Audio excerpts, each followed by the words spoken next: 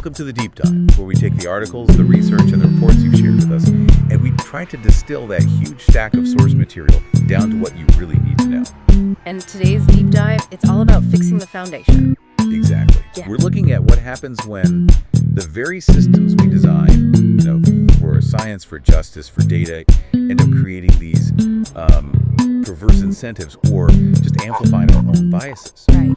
Our mission today is to dig into three critical areas. First, the reward structure of scientific research.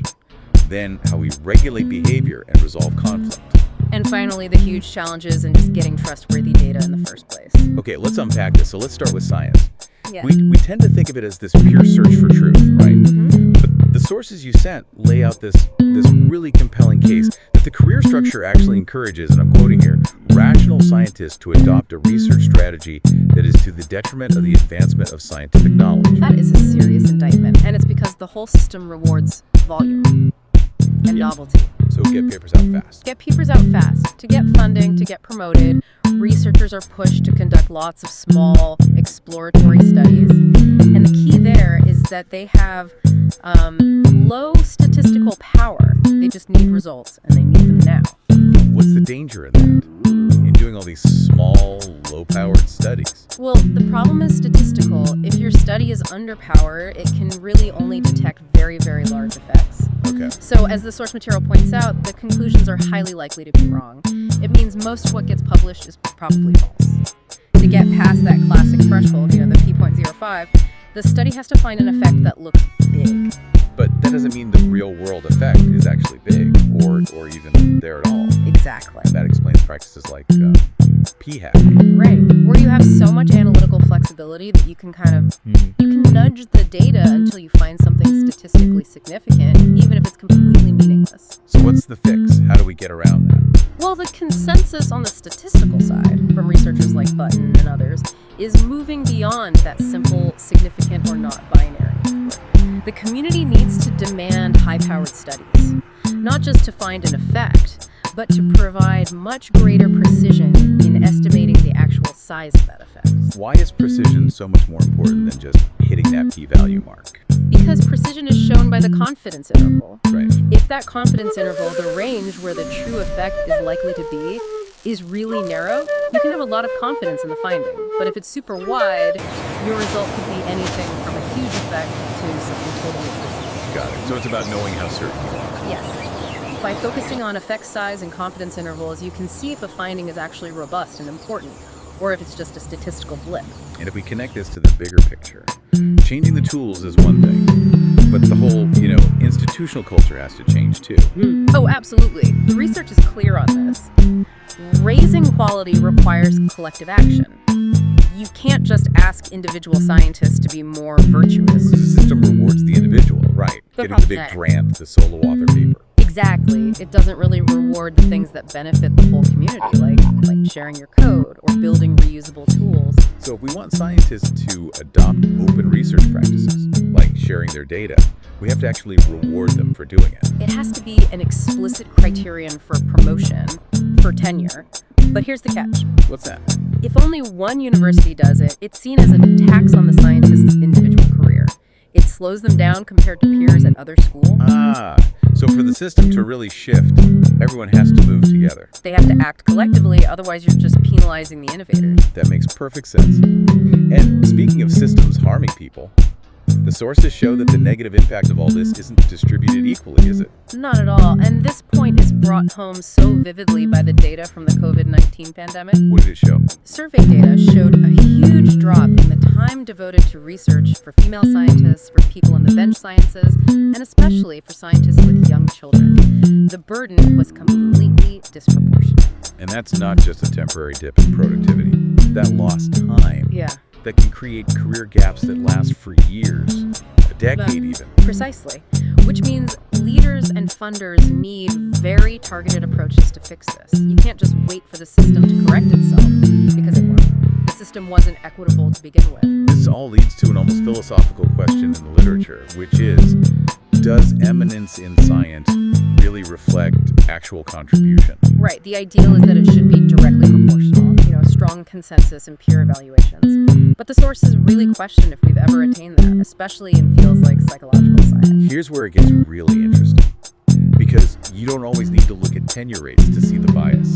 Sometimes it's right there in how someone is introduced. And this is where that study on internal medicine grand rounds is it's stunning. They analyzed how speakers, these leaders in their field, were introduced. Okay, get this. The disparity they found when men were introducing speakers it's shocking. It really is. Male introducers withheld the professional title doctor from female speakers 41.3% of the time. Almost half the time. But they only withheld it from other male speakers 24.3% of the time. I mean, that's nearly double the rate of professional erasure at the highest levels. And what just amplified this finding was the behavior of female introducers. What do they do? When women were introducing speakers, they used formal titles pretty much universally close to 100% of the time for both men and women. Wow.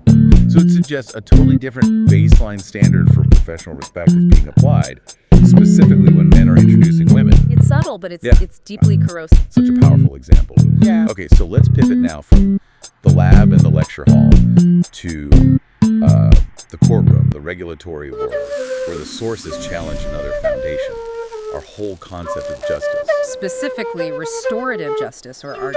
Right. RJ starts with this idea that we need regulation when obligations to each other, the community, aren't honored, and that breach creates anger and hurt. So RJ moves beyond just assigning blame and punishment. Right, it moves toward healing, toward problem solving. But you mentioned there's this intense debate inside the RJ community.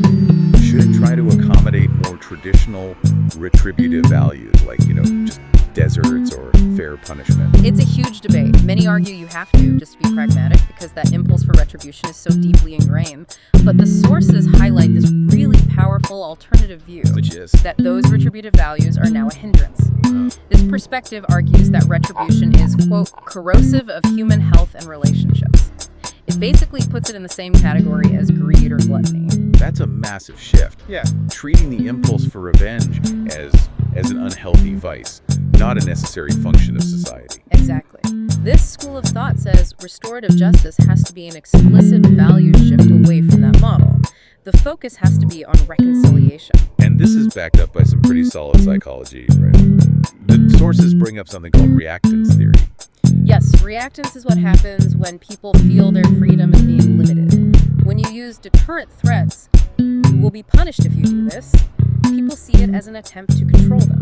And they push back. They push back. They reassert their freedom by acting contrary to what you want. It's like the teenage instinct. Tell me I have to do something, and suddenly I feel this urge to do the exact opposite. It's precisely that. And this is the Hobbesian trap. When we design systems that treat people like knaves, assuming the worst, we actually make them more likely to become knaves. So constant rewards and punishments actually get in the way of people internalizing positive values. They inhibit it, yeah. This raises an important question. If coercion doesn't work, how does RJ actually manage behavior without triggering all that reactance? By always having a first preference for dialogue over coercion, instead of imposing rules from the top down, the focus, especially in transformative mediation, is on building the micro-foundations of a functioning democracy. And that rests on two key values. The first is empowerment, giving citizens a real voice, transforming them from the sort of weak, alienated recipients of justice into strong, constructive participants. And the second is recognition. Which is that deep acknowledgement and empathy for the hurt that other people experienced. It moves you from being self-absorbed in your own injury to being responsive to others. The goal is to shift relationships from destructive to constructive, from alienating to humanizing. Fostering what the sources call compassionately strong citizenship. So what does this all mean? We've hit on systemic failures in science and how we think about justice. Now let's talk about the foundation of it all. Generating the knowledge itself. Data and survey science. Yeah, the pandemic really forced survey researchers to change everything overnight. They had to move away from in-person interviews to these mixed-mode designs, mail, phone, web, all combined. A huge stress test for data collection. A massive one. And it led to some counterintuitive results, especially in one large national health survey. Which one was that? It's called the FFS-CAHPS. That's Fee-for-Service Consumer Assessment of Healthcare Providers and Systems. It's a huge federal survey about patient experience. surprises. Okay, so what was the surprising finding? Well, contrary to what you might expect during the chaos of 2020, they saw a substantially higher rate of mail returns compared to 2019. Wait, really? So people were more likely to fill out and mail back a detailed health survey during a national health crisis. That's It does, doesn't it? And that higher return rate was especially noticeable in the middle and southern regions of the U.S. Why do you think that is? Well, it suggests that in some places, people were more homebound or maybe just more focused on health topics, so they were more willing to fill out the paper form. It just shows how unpredictable people's behavior can be in a crisis. So beyond just getting people to respond, we have to talk about the quality of the questions themselves. How do we make sure we're measuring what we think you're measuring? Question design is everything. Psychometric research suggests that using more response options like 5, 7, or even 11 points on a scale generally gives you better quality data. It reduces measurement error. It lets people be more nuanced. Exactly, which is why efficiency can sometimes be the enemy of quality. How so? Well, researchers love agree-disagree questions. They're efficient, they're fast, but they can also increase the cognitive burden on the person answering and actually reduce data quality compared to item-specific questions. There's always a trade-off. Always a trade-off. And finally, we have to talk about the ghost in the machine. Non-response bias. People don't respond because they're busy, they have survey fatigue, or they just think it won't make a difference. And that bias doesn't just shrink your sample size, it can create totally misleading relationships between different variables. Give me an example. Okay, so surveys often find a link between being a victim of a crime and participating in politics. Right, you'd think trauma might drive activism. You would, but the sources suggest this might just be response bias. It might be that people who are more extroverted or, feel more efficacious are simply more likely to say yes to both questions. So the correlation might be rooted in personality, not the actual experience itself. It could be, yes. Which, this links directly back to our first segment on scientific integrity. How so? Because whether you're a patient or a policymaker reading medical literature, you are, quote, at the mercy of the quality of those trials and reviews. The quality of the decisions we make depends entirely on the quality of the data. It all does, which is why transparency and methodology, whether it's a huge national survey or a small lab study, is so crucial for anyone consuming that research. This deep dive has really shown that the failures we see are often failures of support, of structure, of system alignment, not just individual effort. We saw that scientific integrity requires rewarding transparency and that justice requires relational healing, not just retribution. And that to produce good work in any of these areas, organizations have to make sure their people have the resources and the support they need to actually hit their goals. Yeah, we know from organizational theory that leaders are only successful if they ensure their followers have what they need. They have to build trust that they're there to support, not undermine them. That support element is just crucial. Which brings us to a final provocative thought based on all of this. If we know that leaders have to provide support and remove barriers, what happens when an organization fails at something really basic, like internal communication? Say, when unit secretaries in a hospital routinely fail to tell housekeeping that a patient has been discharged. That creates massive inefficiency, poor outcomes for the next patient. Exactly. So is that just a failure of a basic communication system? Or is it a deeper failure of leadership support to make sure people have the training, the tools, the resources they need to do their part of the job? It's something for you to mull over. Absolutely. Thank you for joining us for this deep dive into fishing the foundations of our systems. We hope you feel thoroughly informed.